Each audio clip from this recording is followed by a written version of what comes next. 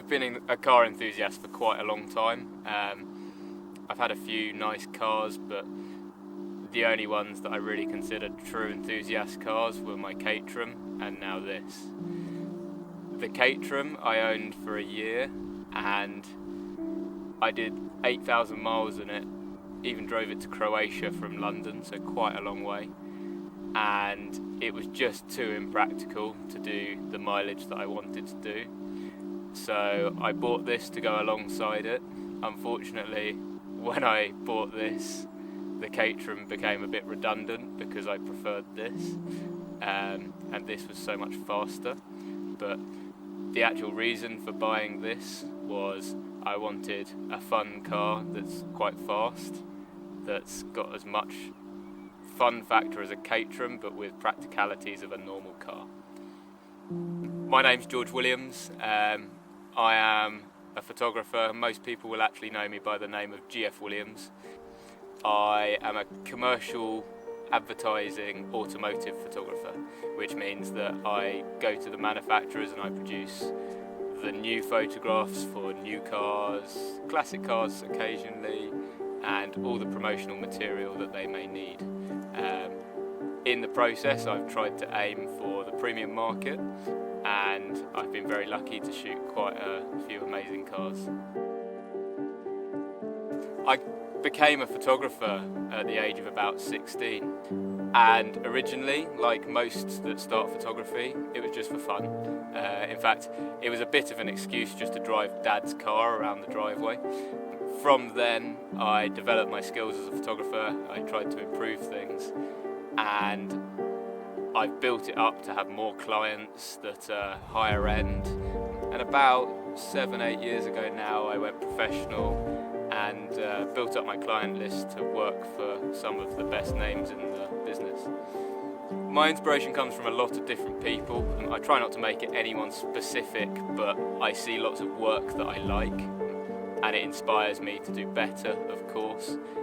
But there's no particular one person that I'd like to name. It's just a lot of inspiration that you see around you and in all the different campaigns and everything like that.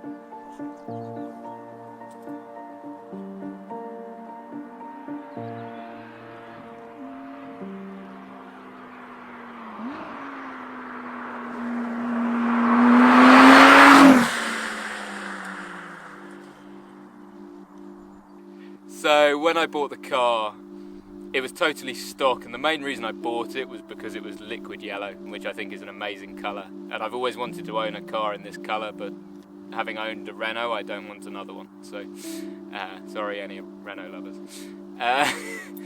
But I did about 10,000 miles in the car, and it was pretty much totally stock apart from an exhaust, and it was totally brilliant. My reason I started on the tuning process was I was in the area around Komo-Tec, who are a German Lotus tuner, and I just dropped in to say hello and to have a look at the car, and they said, do you want to have a drive in our 460 car? I'm like, yeah, okay, yeah, that'll be nice. So I went out, we spent 15 minutes in the car, and that evening I decided to pull the trigger on that kit. So that was me committed on the 460 kit from Komo-Tec. And as is always the way with a project car, you do one thing and then you want to do a lot more.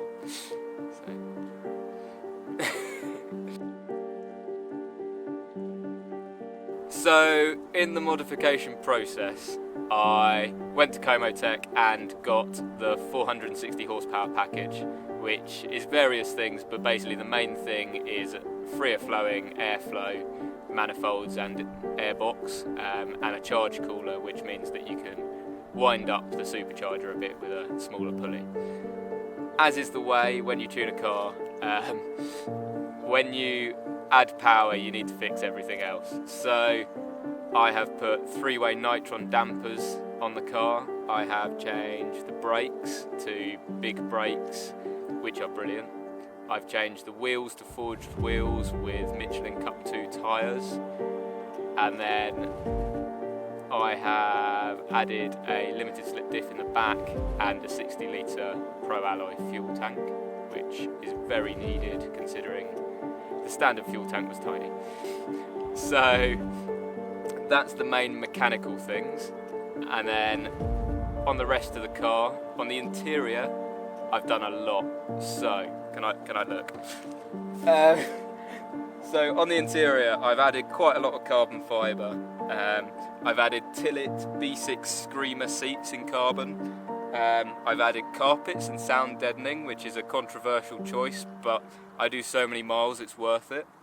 I've added a GARW digital display, which is quite cool. And then as I was getting custom, I thought, let's go the whole hog. And I decided I didn't like the standard Lotus air vents, so I embarked on quite a big project to turn them into Mercedes-Benz air vents, which involved a lot of cutting the dashboard and making it fit. But we got there eventually, D-class trimming, sorted everything with the trimming, and it looks fantastic. So it was a big job, but it was totally worth it. There's little things like anodizing the silver bits black, so we did that everywhere in the interior. And then of course added harnesses just so that on track you're a bit more secure, because it is really quite fast. On the exterior, I've tried not to do too much. I like to keep it fairly true to form, but I've added a Cup R race car front splitter, side skirts, I've changed the mirrors to better visibility mirrors, and then on the rear of the car, in a few weeks time I have a new big wing ready to be fitted, and then I have different rear lights, which I think are a great feature from Transforged, and I have a different exhaust, of course. The car has got to a stage where I'm very, very happy with how it looks and how it drives. I think later down the line, not now, but maybe a couple of years' time, I might change the gearbox for maybe a sequential or whatever might become available, hopefully DSG. But apart from that, there's not much I want to change.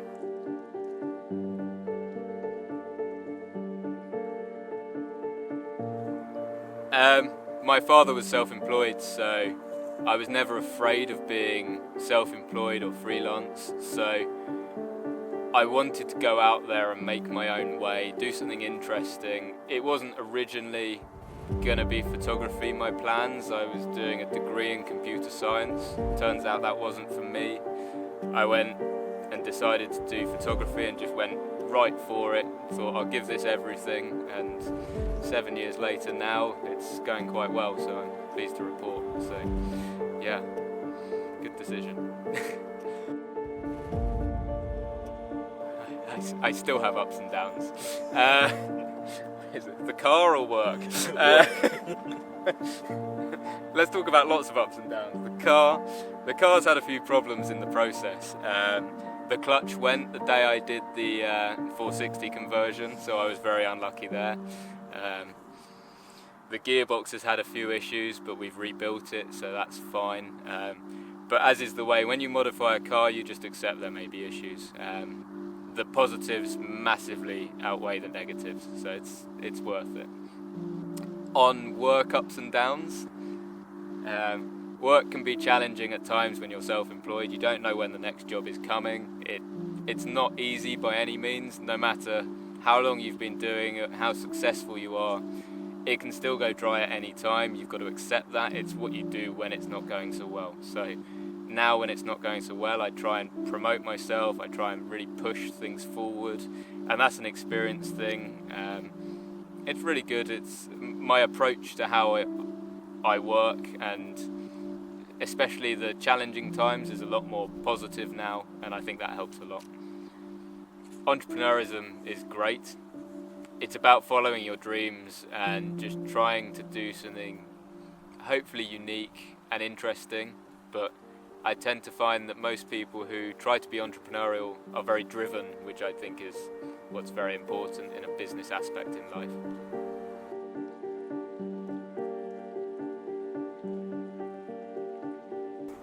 Yeah, being optimistic is really important when you're self-employed.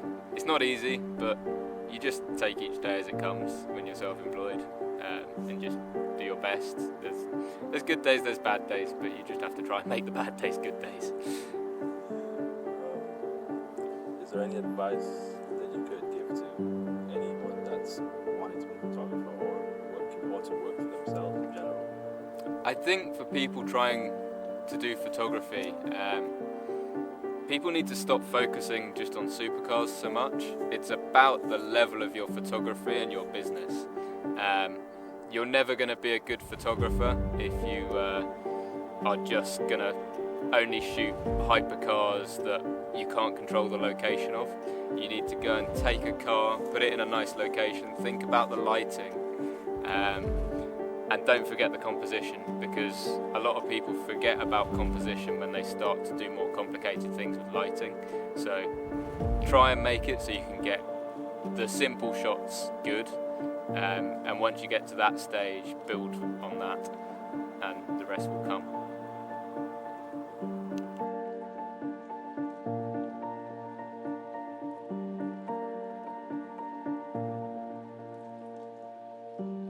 Being driven's just my way of life, to be honest. You've got to be driven to A, have a car like this that you love, and B, to make a career like mine work.